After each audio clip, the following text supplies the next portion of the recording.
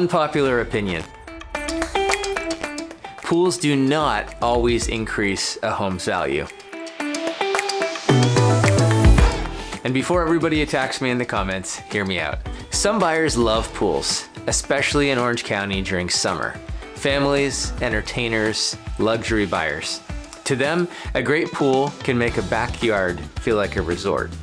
But there's another group of buyers who immediately think maintenance, electric bills, insurance, safety concerns, small backyard, higher upkeep.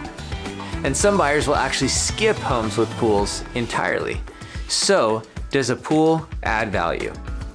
Sometimes yes, sometimes no. It depends on the geography, the price point, the lot size, and the type of buyer. Now, a beautifully designed backyard with a great pool in the right market, that absolutely can become a huge selling point.